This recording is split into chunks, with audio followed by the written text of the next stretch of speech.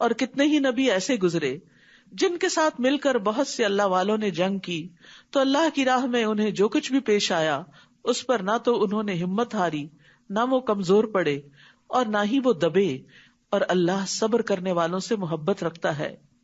اور ان کی کوئی بات سوائے اس کے کچھ نہ تھی کہ انہوں نے گڑ گڑا کر کہا، ربنا اغفر لنا ذنوبنا واسرافنا فی امرنا وثبت اقدامنا وانصرنا علی القوم الکافرین، اے ہمارے رب ہمارے گناہوں کو اور ہماری کسی بھی معاملے میں کی گئی ہماری زیادتیوں کو بخش دے، اور ہمارے قدموں کو جما دے، اور کافر قوم کے مقابلے میں ہماری مدد فرما۔ تو اللہ نے ان کو دنیا میں اچھا بدلہ عطا کیا، اور آخرت کا بدلہ تو کیا ہی اچھا ہے، اور اللہ احسان کرنے والوں سے محبت رکھتا ہے۔ محسن کون ہوتا ہے؟ جو دوسرے کے مقابلے میں زیادہ بہتر رویہ اختیار کرے۔ اے لوگو جو ایمان لائے ہو، اگر تم ان لوگوں کی اطاعت کرو گے جنہوں نے کفر کیا تو وہ تمہیں تمہاری ایڑیوں کے بل کفر کی طرف پھیر دیں گے، پھر تم خسارہ پانے والے بن کر پلٹو گے۔ بلکہ اللہ ہی تمہارا مولا ہے اور وہ مدد کرنے والوں میں سب سے بہتر ہے۔ جنہوں نے کفر کیا ہم ضرور ان لوگوں کے دلوں میں تمہارا رعب ڈال دیں گے، اس وجہ سے کہ انہوں نے اللہ کے ساتھ وہ شریک بنائے جن کی اس نے کوئی دلیل نازل نہیں کی، اور ان کا ٹھکانہ آگ ہے، اور کتنا برا ٹھکانہ ہے ان ظالموں کا۔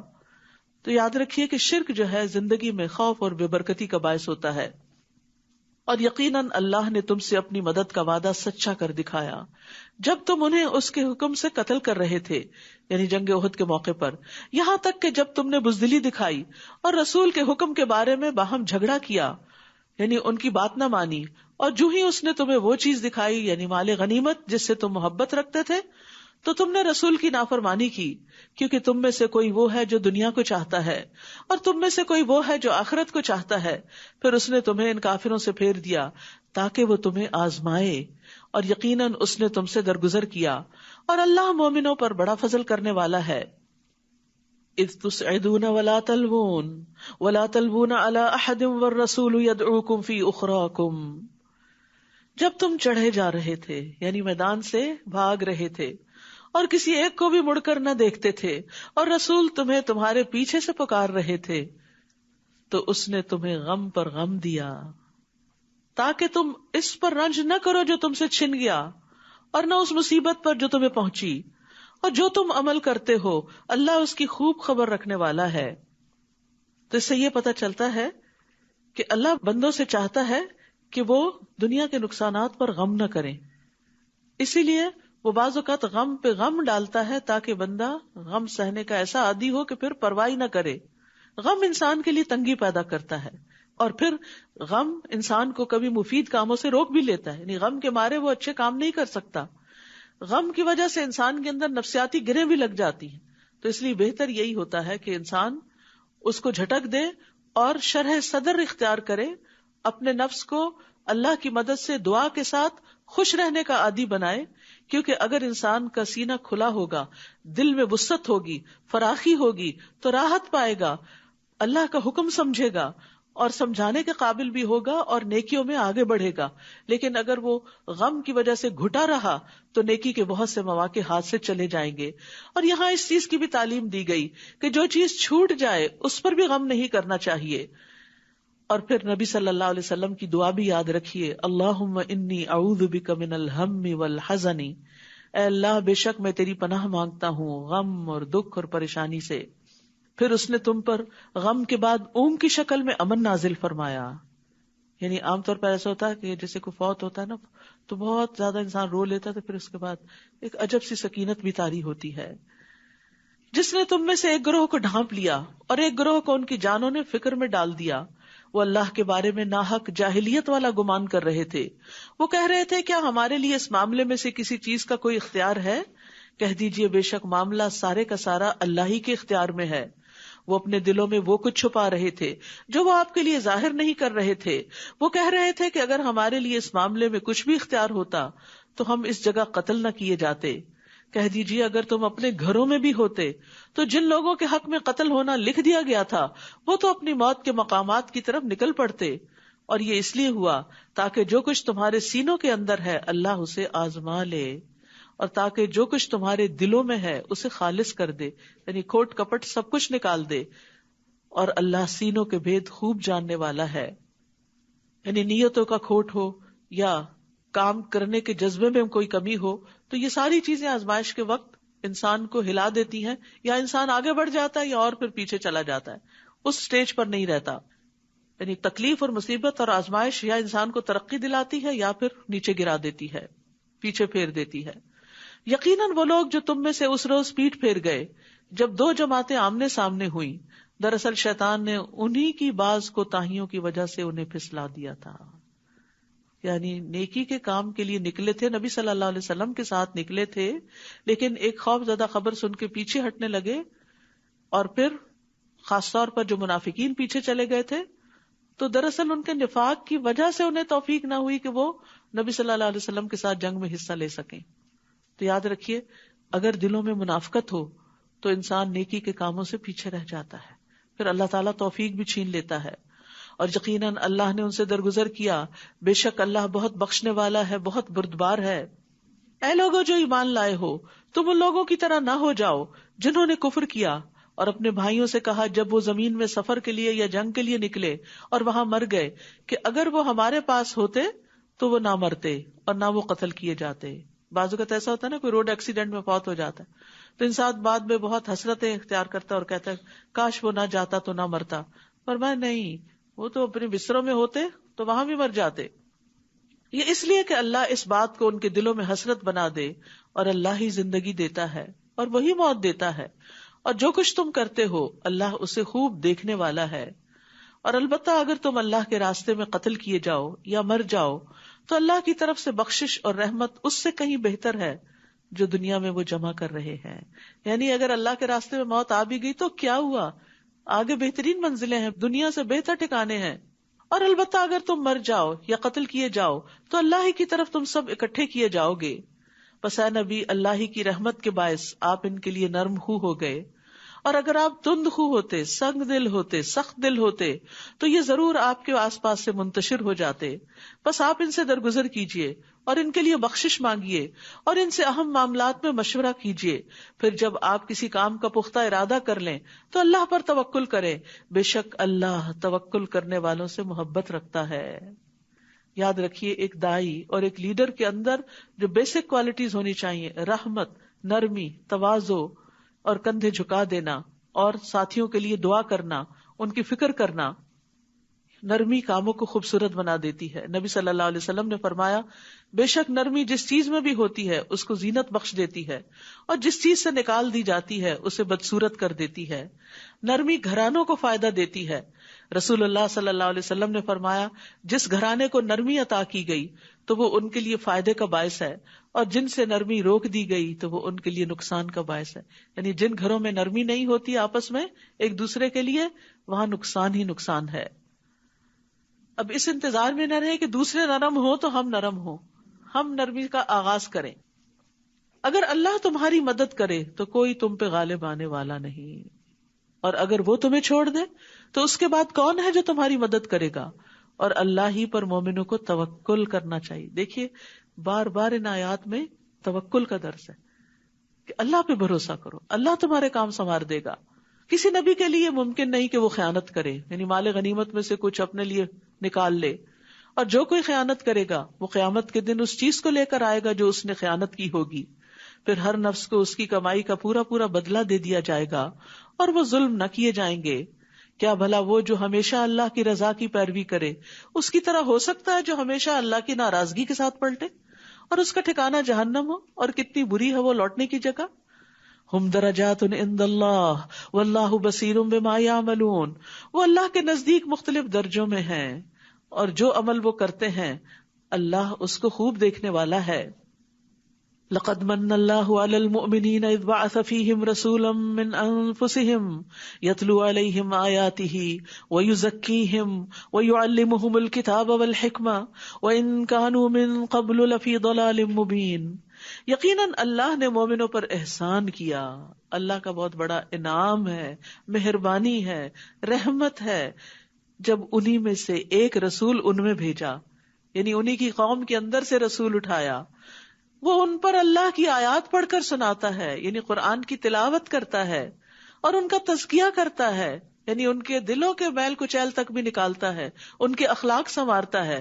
انما بعثت لاتمم مکارم الاخلاق، کہ میں اخلاق کی تکمیل کے لیے بھیجا گیا ہوں. اور انہیں کتاب و حکمت کی تعلیم دیتا ہے، اور یقیناً اس سے پہلے وہ کھلی گمراہی میں مبتلا تھے. تو یاد رکھیے یہ چاروں چیزیں ساتھ ساتھ چلتی ہیں، تلاوت کتاب، تعلیم کتاب اور حکمت کے ساتھ ساتھ تزکیہ بھی، کیونکہ جب تک تزکیہ نہ ہو، اصلاح نہ ہو، تو تعلیم کا مقصد فوت ہو جاتا ہے. کیا احد میں جب تمہیں ایک مصیبت پہنچی، حالانکہ تم بدر میں اس سے دگنی پہنچا چکے تھے، تو تم کہنے لگے یہ کہاں سے آئی؟ کہہ دیجئے وہ تمہارے ہی نفسوں کی جانب سے ہے. بے شک اللہ ہر چیز پر خوب قدرت رکھنے والا ہے. اور جو مصیبت تمہیں اس روز پہنچی جب دو جماعتیں آمنے سامنے ہوئی، تو وہ اللہ کے اذن سے تھی. کیونکہ مسلمان حیران ہو گئے کہ اللہ کے رسول ہمارے ساتھ ہیں اور اب اللہ کی خاطر نکلے ہیں، تو یہ نقصان کیسے ہو گیا؟ کیونکہ بعض اوقات آپ کہتے ہیں نا میں تو دین کے کام کے لیے نکلی تھی، تو نقصان کیوں ہو گیا؟ تو یہ بھی اللہ کے اذن سے ہی ہوتا ہے، اور تاکہ وہ ایمان والوں کو جان لے. وہ پرکھنا چاہتا ہے کہ کون پھر بھی استقامت اختیار کرتا ہے اور کون اس رستے میں چھوٹے موٹے نقصان سے بد دل ہو کے پیچھے پلٹ جاتا ہے. اور تاکہ وہ لوگوں کو بھی جان لے جنہوں نے منافقت کی، یعنی منافقوں کو الگ کرنا بھی چاہتا ہے. اور جب انہیں کہا گیا کہ آؤ اللہ کے راستے میں جنگ کرو یا دفاع ہی کرو، تو کہنے لگے اگر ہم جنگ کرنا جانتے ہوتے تو ضرور ہم تمہاری پیروی کرتے، تمہارے ساتھ آتے. وہ اس دن ایمان کی بنسبت کفر کے زیادہ قریب تھے، کیونکہ ایمان والوں کا ساتھ نہیں دیا تھا. وہ اپنے منہوں سے وہ کچھ کہہ رہے تھے جو ان کے دلوں میں نہیں تھا، اور اللہ اس کو زیادہ جانتا ہے جو وہ چھپاتے تھے. یہ وہ لوگ تھے جو خود تو پیچھے بیٹھ رہے اور اپنے لڑنے والے بھائیوں کے بارے میں کہنے لگے کہ اگر وہ ہماری بات مانتے تو وہ قتل نہ کیے جاتے. کہہ دیجئے اگر تم سچے ہو تو اپنے آپ کو موت سے بچا کر دکھاؤ. اور وہ لوگ جو اللہ کی راہ میں مارے جائیں، آپ انہیں ہرگز مردہ خیال نہ کریں، بلکہ وہ زندہ ہیں، اپنے رب کے پاس رزق دیے جا رہے ہیں. سبحان اللہ. یعنی یہ موت نہیں جس کو شہادت کہا جاتا ہے، اور وہاں ان کو رزق بھی ملتا ہے. یعنی عام مومن جب فوت ہوتا ہے تو چاہے وہ آرام کی حالت میں ہو لیکن اس کو رزق نہیں ملتا، وہ رزق جنت میں جا کے ہی ملے گا. لیکن جو اللہ کے راستے میں مرتا ہے اس کو برزخ کی زندگی میں بھی رزق عطا ہوتا ہے. رسول اللہ صلی اللہ علیہ وسلم نے فرمایا شہید قتل کی صرف اتنی تکلیف محسوس کرتا ہے جتنی تم میں سے کسی کو چیونٹی کے کاٹنے سے ہوتی ہے، بس. اس کے خون کے پہلے قطرے کے ساتھ اس کی بخشش ہو جاتی ہے، جنت میں اس کا ٹھکانہ دکھا دیا جاتا ہے، عذاب قبر سے محفوظ رہتا ہے، قیامت کے دن بڑی گھبراہٹ سے محفوظ رہے گا، ایمان کے لباس سے مزین کیا جاتا ہے. حضرت عمر رضی اللہ عنہ دعا کیا کرتے تھے اللہم ارزقنی شہادتا فی سبیلک واجعل موتی فی بلد رسولک صلی اللہ علیہ وسلم. اے اللہ مجھے اپنے راستے میں شہادت عطا کر اور میری موت اپنے رسول صلی اللہ علیہ وسلم کے شہر میں مقدر کر دے، یعنی مدینہ میں موت دینا. اللہ نے انہیں اپنے فضل سے جو کچھ عطا کیا اس پر وہ خوش ہیں، اور جو ان کے پیچھے ایمان والے ابھی تک شہید ہو کر ان سے نہیں ملے ان کے بارے میں بھی وہ خوشیاں منا رہے ہیں. کس بات کی؟ کہ وہ بھی ہمارے نقش قدم پر ہیں، کہ ان پر نہ کوئی خوف ہوگا اور نہ وہ غمگین ہوں گے. جب آپ کسی منزل تک پہنچ جاتے ہیں تو جو دوسرے لوگ اس منزل کے راہ رو ہوتے ہیں ان کے بارے میں بھی آپ خوش ہوتے ہیں کہ جس لائف کو یا جس چیز کو آپ انجوائے کر رہے ہیں وہ بھی وہاں تک پہنچیں گے. تو مومن جو ہوتا ہے وہ دوسرے مومن کی خوشی پر خوش ہوتا ہے، یہ بھی ایمان کی علامت ہوتی ہے. وہ اللہ کی نعمت اور فضل پر خوش ہوتے ہیں.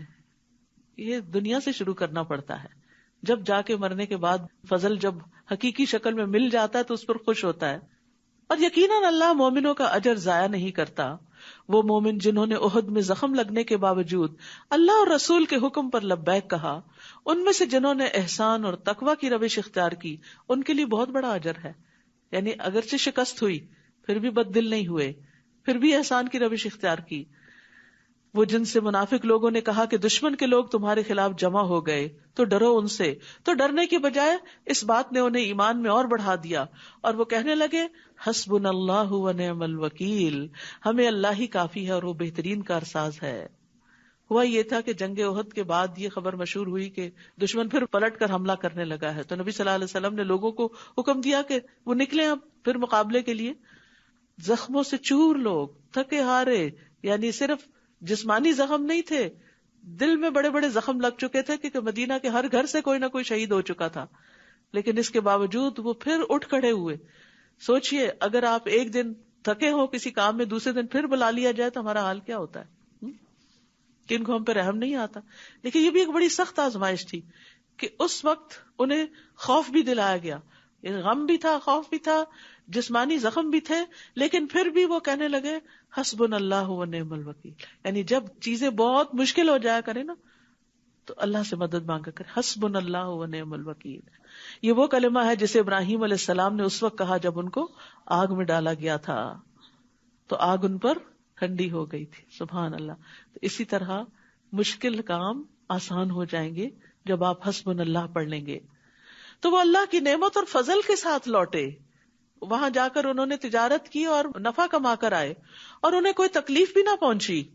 یعنی جس چیز سے وہ ڈر رہے تھے دشمن بھی بھاگ گیا، اور انہوں نے اللہ کی رضا کی پیروی کی، یعنی اللہ کے فیصلے پر راضی ہو گئے. اور اللہ بہت بڑے فضل والا ہے.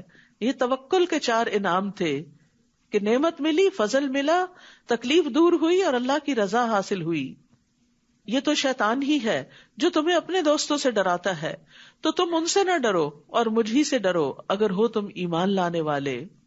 اور جو لوگ کفر میں بھاگ دوڑ کر رہے ہیں وہ آپ کو غمگین نہ کریں، بے شک وہ اللہ کو ہرگز کچھ بھی نقصان نہیں دے سکتے. اللہ چاہتا ہے کہ ان کے لیے آخرت میں کوئی حصہ نہ رکھے اور ان کے لیے بہت بڑا عذاب ہے. یہاں مومنوں کی حوصلہ افزائی کی جا رہی ہے کہ ان کے دشمن ان کو کچھ بھی نقصان نہیں دے سکتے. اصل ضرورت ہے اپنا ایمان سلامت رکھنے کی.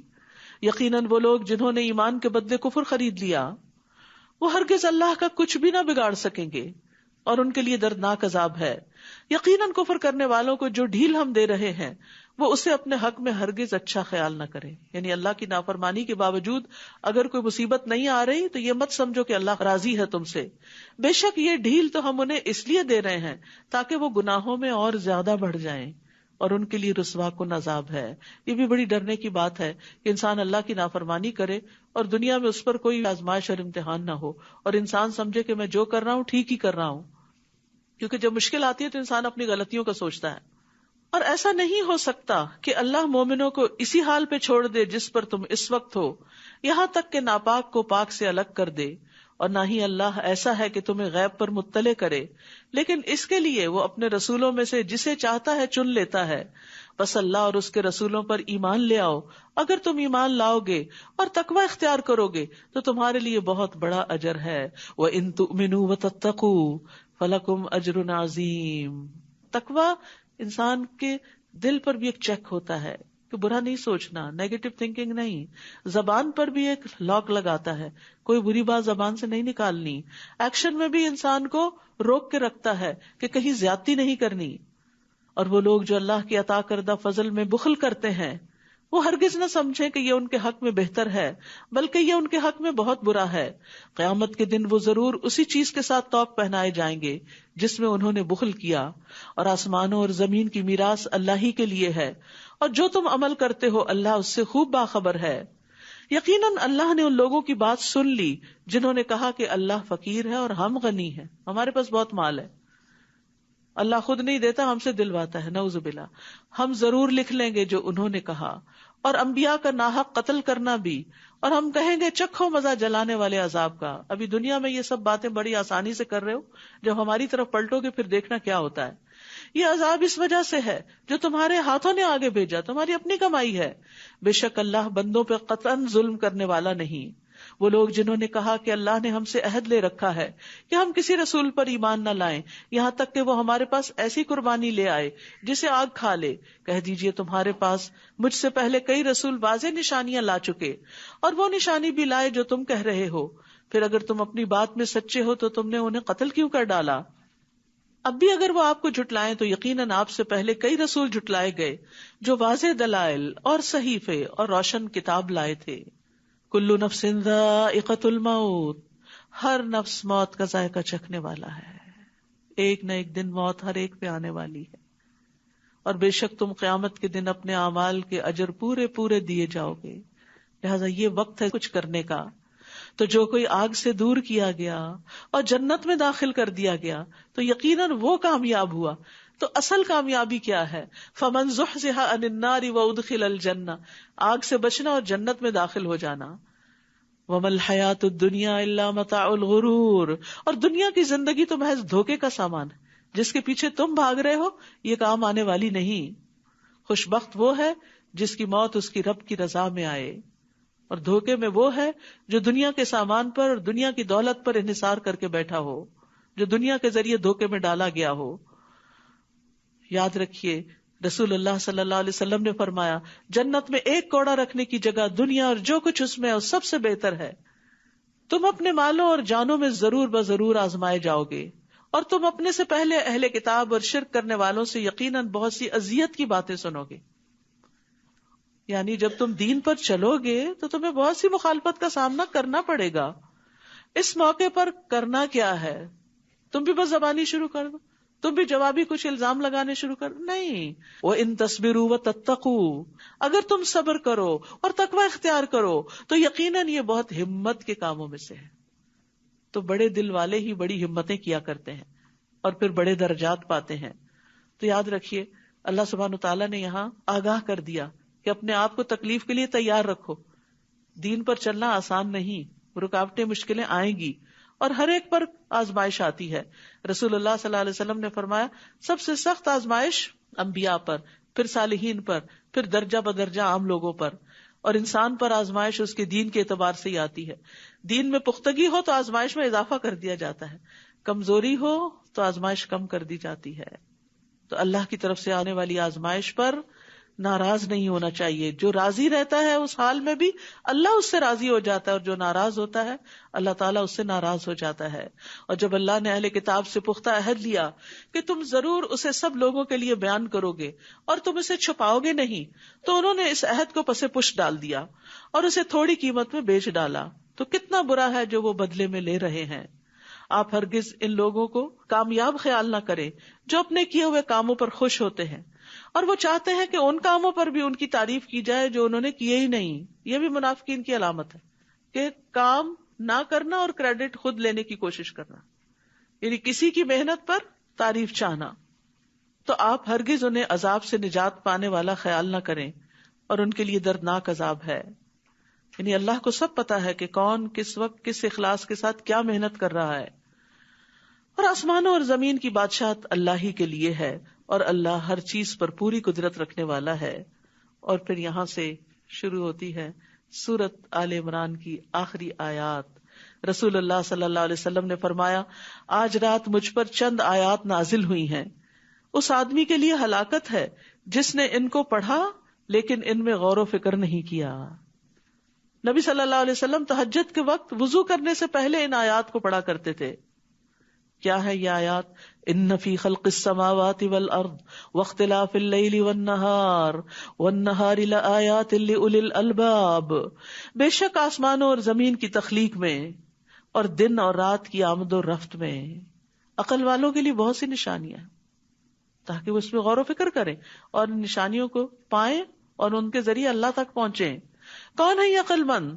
الذین یذکرون اللہ قیاما وقعودا وعلی جنوبہم، جو کھڑے اور بیٹھے اور اپنے پہلوؤں پر لیٹے اللہ کو یاد کرتے ہیں، اور وہ آسمانوں اور زمین کی تخلیق میں غور و فکر کرتے ہیں.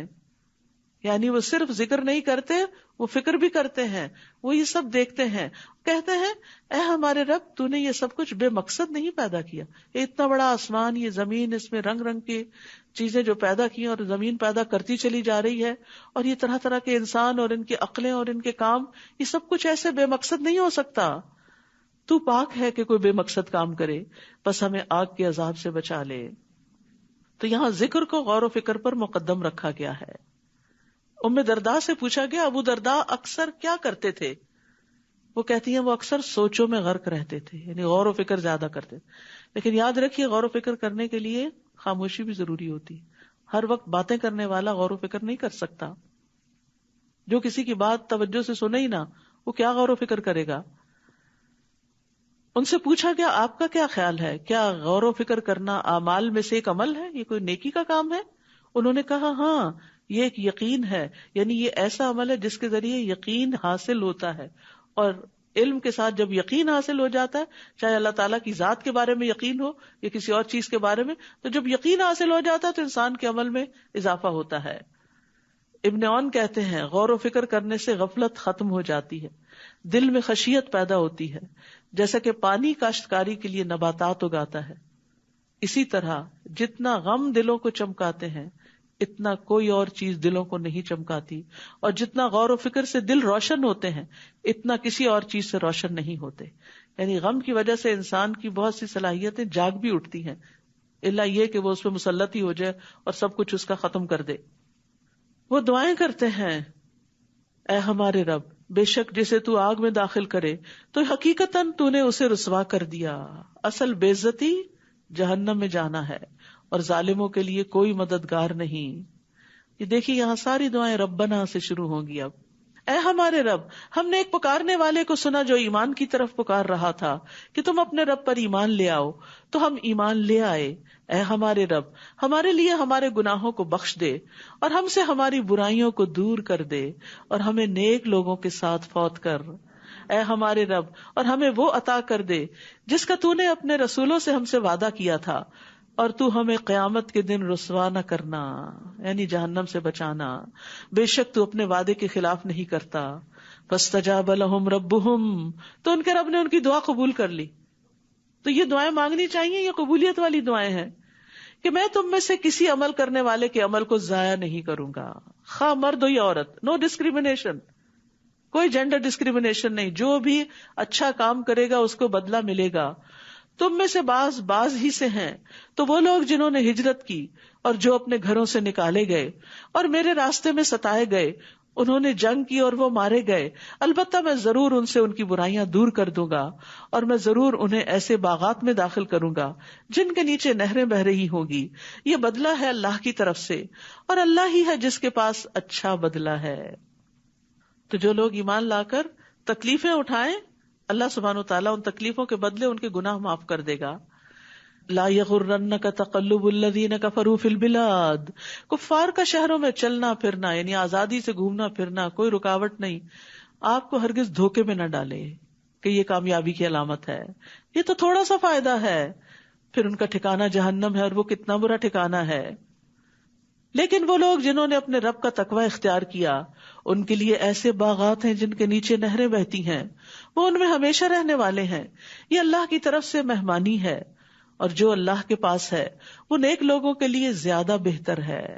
یہ آپ سوچ رہے ہوں گے کہ باقی لوگ تو دنیا کے فائدے اٹھائیں اور مومن سے سارے وعدے آخرت کے ہی بس ہوتے ہیں، کیوں نہیں دنیا کے وعدے ہم سے کیے جا رہے؟ ہمارے لیے بھی ہیں دنیا کے وعدے، لیکن زیادہ وعدے آخرت کے. کیوں؟ اس کے پیچھے حکمت کیا؟ حکمت یہ ہے کہ دنیا تو ختم ہو جانے والی ہے، اس میں جو کچھ بھی مل جائے وہ عارضی یا معمولی یا مچھر کے پر برابر بھی نہیں، اور جو وہاں کا وہ ہمیشہ کا. تو عقل مند وہ ہے جو حقیقی چیز کے مقابلے میں بڑی چیز کو پریفر کرے، خواہ وہ بعد میں آئے. مثلا آپ کی پسند کا ڈرنک دوسرے راؤنڈ میں آنے والا ہے، تو آپ پہلے راؤنڈ میں آنے والے ڈرنک کو کیا کرتے ہیں؟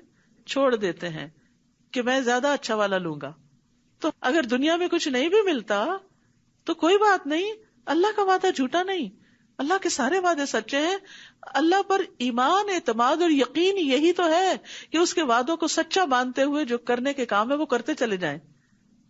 اسی کا تو اجر ہے کہ اعتماد ہے، بھروسہ ہے ہمیں اللہ پر کہ وہ سچ کہہ رہا ہے، وہ ضرور اپنے وعدے پورے کرے گا. اور بے شک اہل کتاب میں سے کچھ ایسے بھی ہیں جو اللہ پر ایمان رکھتے ہیں اور اس پر جو آپ کی طرف نازل کیا گیا اور اس پر بھی جو ان کی طرف نازل کیا گیا، اللہ کے لیے جھکنے والے ہیں. اللہ کی آیات کو تھوڑی قیمت کے عوض نہیں بیچتے، یعنی دین کو دنیا کی خاطر نہیں بیچتے. ایسے ہی لوگوں کا اجر ان کے رب کے پاس ہے، بے شک اللہ جلد حساب لینے والا ہے. یا ایھا الذین آمنوا اصبروا وصابروا ورابطوا واتقوا اللہ لعلکم تفلحون. اے لوگو جو ایمان لائے ہو، صبر کرو اور مقابلے میں مضبوط رہو اور تیار رہو اور اللہ کا تقوی اختیار کرو تاکہ تم کامیاب ہو جاؤ.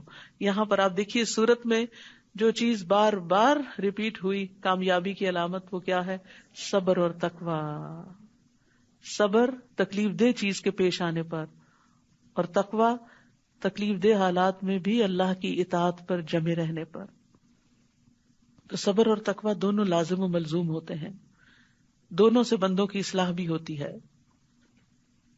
تو کچھ لوگ ہوتے ہیں جو صبر کرتے ہیں تقوی نہیں اختیار کرتے، کچھ ہوتے ہیں جو تقوی اختیار کرتے ہیں صبر نہیں اختیار کرتے، کچھ ہوتے ہیں جو دونوں اختیار کرتے ہیں اور کچھ ہوتے ہیں جو دونوں ہی نہیں کرتے. تو اللہ سبحانہ وتعالی ہمیں ان لوگوں میں شامل کرے جو صبر بھی کرے اور تقوی بھی.